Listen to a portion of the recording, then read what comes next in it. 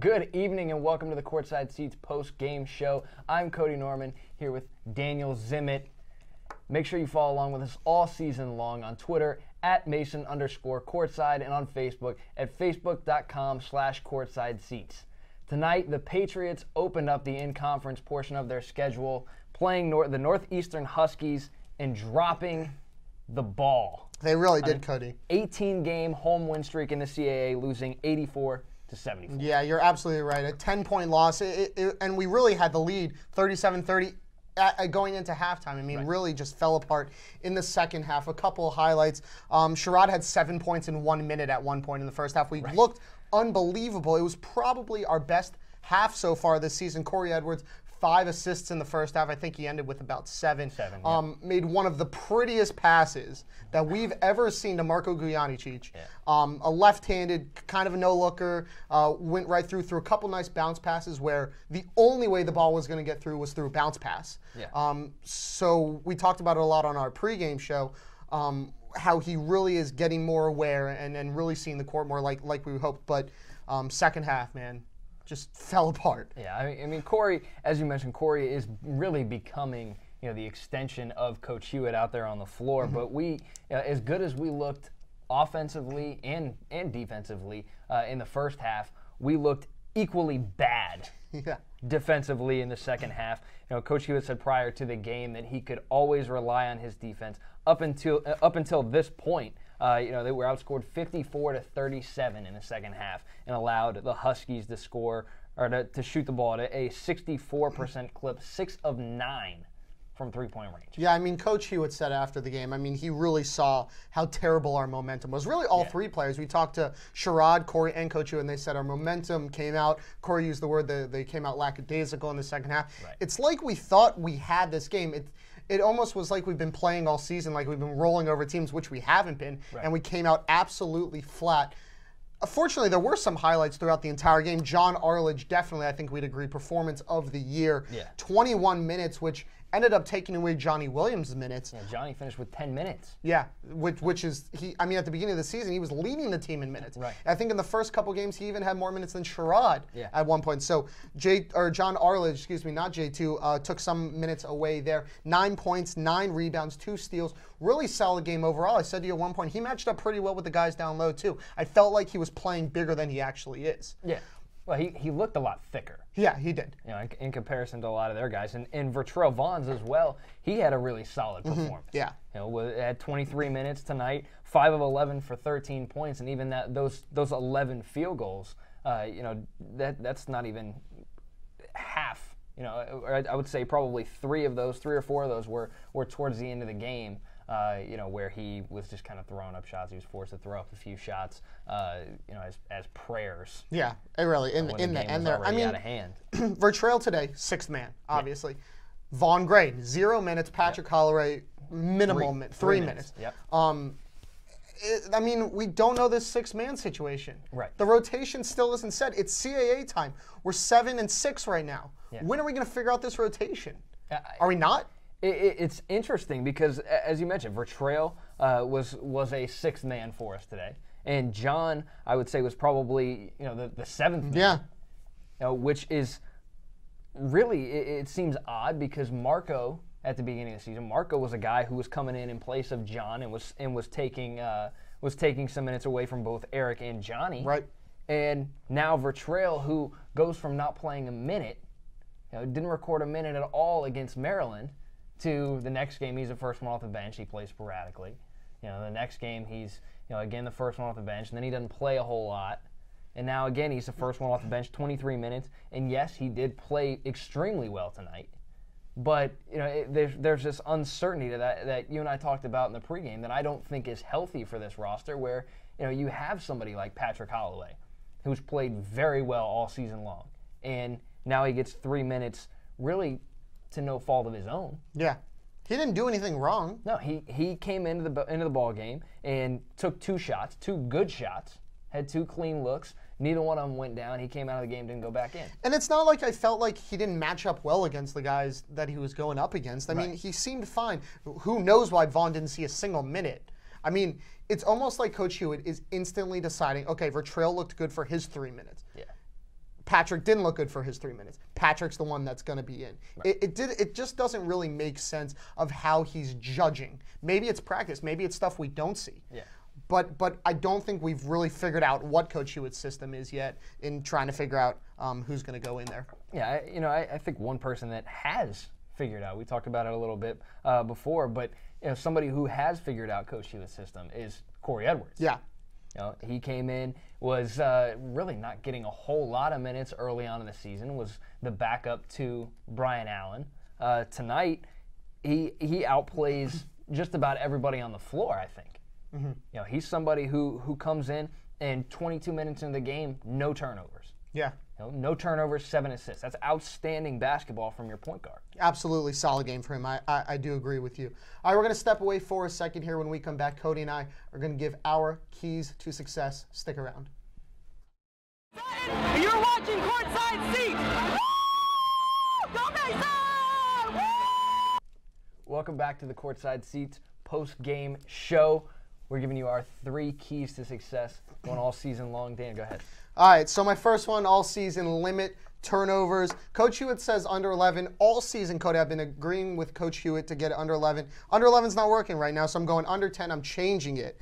Tonight we had 13, so we didn't meet either of our goals. It was a high number, or higher than I'd like to see, but a lot of it came from the sloppy second half. We were under about 7 or 8 going into the second half. So I'll give a little bit of that to how terrible we played in the second, but in the first, very good job on turnovers. Second, take and make the 3. We got to take more. We took more tonight, so we did half of that, but we didn't really make as many as I'd like to see. 7 for 20, 35%. We're a lot closer to 40 on the season so far. Northeastern was 9 for 16, and we couldn't shut them down for our lives. In the second half, they were getting open looks that they were hitting. They were getting contested looks that they were hitting. So we definitely lost the 3-point battle. Finally, win the rebound battle. Excellent job on the boards tonight. We won that rebound 27-24. We won the offensive too, 14-8. That's even a bigger stat that we won the offensive boards, because I think a lot of their points are coming from second chance points throughout the earlier parts of the season, so that's huge. Copes and Arledge had 9 each tonight, so our big man presence really showing up. I'm sure when Johnny Williams starts to get those minutes back, or when they even out with John Arledge, they'll certainly all 3 share a lot of the boards. So, Cody, I'm going to go grade. We lost tonight, so I can't give us too good of a grade. I'm going C+. That's what I'm going with. I'm writing it down. Going to the teacher. C+, all D's, and then a C+ average. Is that what we're going with? Well, my curve is high. Yes. My curve is really high. Outstanding curve. Any of you guys out there looking for classes to take next semester, we want Daniel Zimmett as your professor. DDA equals C+. Okay, perfect. Perfect. What do you got? My 3 keys. Number 1, all season long, spread the ball, spread the scoring. Today, everybody who played significant minutes, that's not including Patrick Holloway, who didn't score, but anybody who played significant minutes put the ball in the basket for us. That's outstanding. We had 2 players in double figures in both Sherrod Wright and Vertrail Vaughns, and 6 players with more than 7 points. I think we did a really good job of spreading the ball, especially in the first half. I think we did an outstanding job passing the ball around the perimeter, getting the ball underneath to guys like Eric Copes, John Arledge. Johnny Williams had a couple easy buckets early on. Number 2, we need to win the transition game. I think we forced 19 points off of turnovers today, forced 12 turnovers. I think we did a very good job, again, especially early in the first half. Our full court defense really seemed to give Northeastern some headaches. Mm-hmm. I think we did an outstanding job pressuring the ball. Again, not a very good job in the second half. They were knocking down a lot of their shots. It's really hard to win any sort of transition game when they're putting the ball through the hoop at a 64% clip. You're just not going to be able to get any points in transition that way. We had 10 steals to go along with that. Number 3, we need to attack the basket and get to the line. Now, as I've been talking about all season long, about 21 or 22 free throws is what we need to attempt. 22 free throws is what we need to attempt. That's the mark that I'm shooting for. That's the mark that Northeastern met today. We're 19 for 22 from the line. 19 for 22 from the line. We shot 100%. 100% from the free throw line. We were 11 for 11. We were outscored 8 points from the free throw line. In a 10-point game, 8 points is huge. Yeah. Especially when we start fouling with a minute and 10 seconds or so left in the game, down 10. Those 8 points are huge. I look at your keys, and a couple things stand out to me. First, 11 for 11. I was stoked at first that it was 100%, but you're absolutely right. It's not enough. So you almost got half of it. You didn't get to the line. You made them. Right. But the biggest thing is spread the ball, spread the scoring. 2 players in double figures, 6 players with 7 points or more. It kind of shows you that maybe there's a little hint that we can do a little more than just Sherrod. Right. Sherrod had 19 tonight, about an average night for him, but the 6 players with 7 points or more is a big, big step, I think. Yeah. To be able to spread that out. Sherrod went cold. Yeah, in the second half, especially. He had 9 points in the first half. He had 7 points in a minute, I think with about 14 minutes or so left in the game, and had one more bucket in the half. He finished with 19 points, but he was cold. Yeah. And he was cold in the second half. He got some easy buckets down the stretch, but really not a Sherrod Wright-esque performance, I didn't think. Well, let's take a look at that Sherrod Wright performance for the Mason falling to Northeastern 84-74 today. Check out these highlights.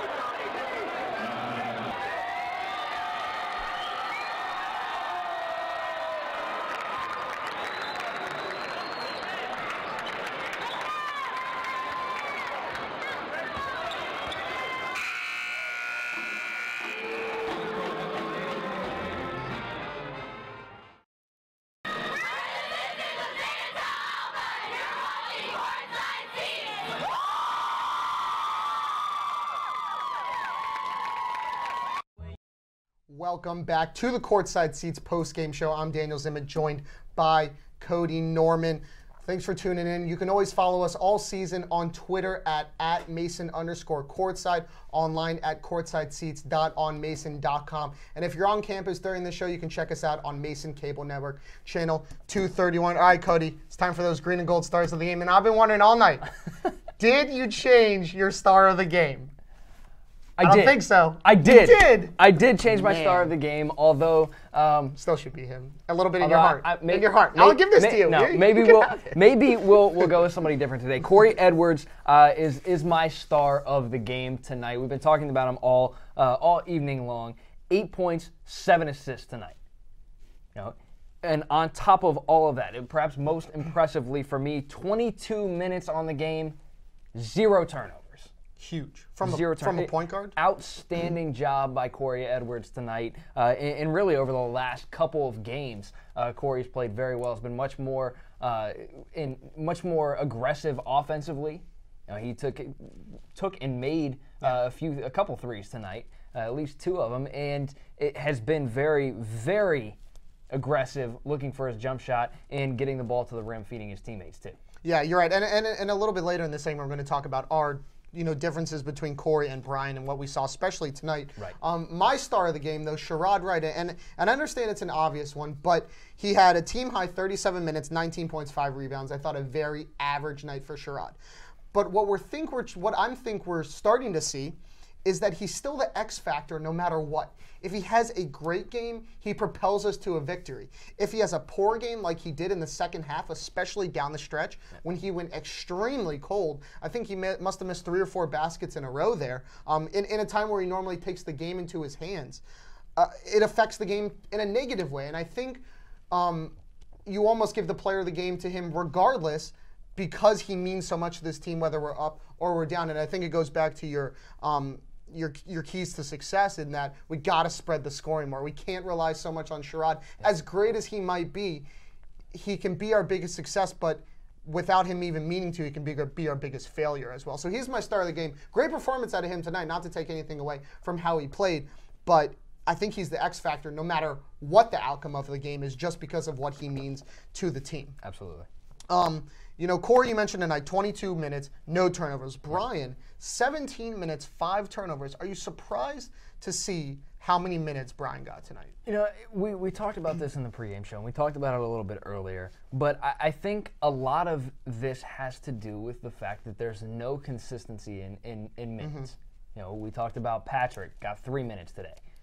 0 minutes for Vaughn Gray tonight. Not nearly as many minutes from Marco. I didn't think tonight. Johnny Williams, 10 minutes. When you have that sort of inconsistency, I think a guy like Brian Allen, whose his strongest suit is to score the basketball.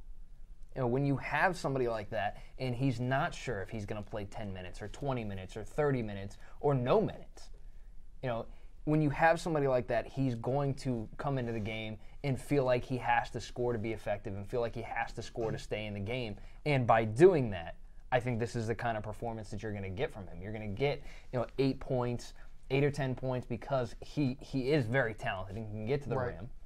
He got to the rim. I think all 8 of his points were on layups. But he's also going to turn the ball over quite a few times because he's going to try to force shots. He's going to try to force passes. He's going to try to get into the lane when there's no opening. Right. Yeah.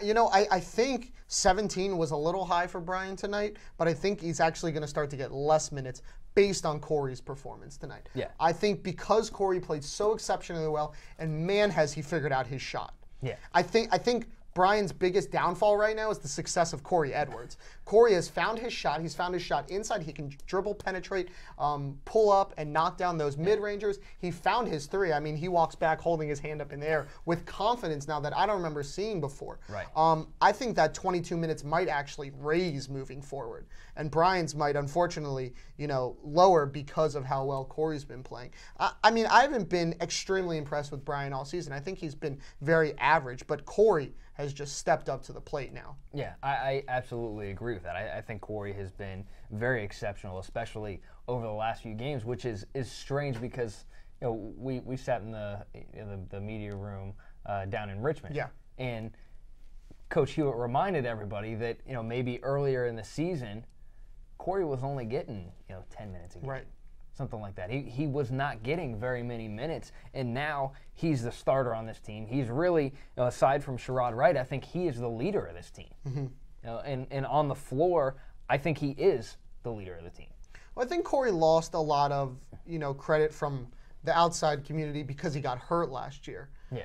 And we didn't see him play a lot of the games in the middle and towards the end of the season. So I think right now is what we're starting to see the Corey Edwards that Coach Hewitt knew he could be. And I think that's why a little bit we see him favored. And we mentioned it earlier is that he, I think at least, is the only really true point guard we have on the team. Brian, I mean, he plays the point guard, he runs the point, he runs it fine at times, but I always think of him as a shooter. He's a shoot first. And Corey's a pass first. And to be a good point guard, I think you need to be a pass first. And his 22 minutes, no turnovers, with 7 assists, that shows you pass first. Yeah. And I think that's why Coach Hewitt is starting to favor Corey more and more. And I think, you start to see Corey more and more press conferences. You're absolutely right. He becomes a leader with Sherrod. So Corey's really stepping up. I'm starting to be a big fan of Corey. And what do you think about the matchup, I guess, between guys like John Arledge, Johnny Williams, and even throw Marko Gujanic into that same sentence? Up until tonight, I would have said it's automatically Johnny Williams. I didn't think that the rotation was going to be such like the guards and whoever's playing well is going to get, replaced. Good thing it happened because John Arledge played exceptionally well. Right. I don't know. I mean, I think I have to look at what the guards are happening, and Coach Hewitt is not going to pick someone who's going to play the hot hand at the time and not ride out someone that might be struggling. He's going to put in the guy that might be hot. So I think those guys are going to have to fight for their minutes just as much as Vaughn, Vertrail, or Patrick is going to have to fight for, or even Corey you could throw in there. Yeah. You might see the same starters Eric's in there, but you're going to see Johnny Williams, and I think Anale is going to have to start to fight for those minutes too. He didn't play very well tonight. So I think that you could see a replacement coming in there. I mean, John Arledge could play the 3 or the 4. Yeah, the thing is, I think Coach Hewitt likes Anale in that 3 spot. I think he likes him to start because he is that emotional leader. He is a guy who you want on the floor because of that. He's not going to be your most talented player. He's not going to be your best player. He's not going to score more points than Sherrod or Eric or John or anybody like that. Right. But Anale is going to get the job done because he's going to hustle his butt off and he's going to play every possession until the whistle. And that's what Anale brings to this team. But I do think Eric Coates is locked into that 5 spot. Right. Oh, absolutely. And it will be interesting to see moving forward who takes a hold of that 4 spot. Is it Johnny Williams? Is it John Arledge? Or is it Marko? And to me, and I've said this for the last couple of years, I think John is one of the most talented players we have on this roster. Right. He's somebody who can step out and he can shoot the 3. He can shoot mid-range jumpers. He can jump. He can rebound. He's very athletic. Can run up and down the floor and score in transition. And I think if he plays every possession, if he played every possession as hard as somebody like Anale or Corey, right, I think John has the upper hand. Yeah, and I think we'll start to see the development. I mean, it's only game 1 of the season. Real quick, we only got 1 minute left. Not time to worry yet, right? I mean, 7-6, first game of the CAA, not quite time to worry yet. No. And I mean, we've talked about it all season long. I really think it's about progression right now. I don't think figuring out that lineup rotation. I don't think that one game is going to make or break us. I really don't think that the CAA is going to get 2 teams into the tournament regardless. Maybe these games matter as far as NIT or CIT or something like that is concerned, but certainly not the NCAA tournament. Where it's going to count is when we go down to Richmond and how we perform in Richmond at the end of the season. Yeah, we can be in 7th place, 8th place, whatever. It doesn't matter. As long as we go down to Richmond and we perform and we play as a group, I think we are the most talented team in this conference. And that's what it comes down to is Richmond at the end of the year. And hopefully this year will be different than years past. We're out of time today. Next game for the Patriots, January 5th at William & Mary, 2 p.m. Solid team with some outside presence. Coach Hewitt said immediately after this loss, all they can do is go ahead and focus on William & Mary. They're the #1 team in the CAA right now. So make sure you check out a good matchup there. Our next broadcast will be January 10th versus ODU, and you can get your tickets now at gomason.com. Special thanks to Jake McLernan for putting together another amazing show and highlight package. For Cody Norman, I'm Daniel Zimick. Thanks a lot for watching, everyone.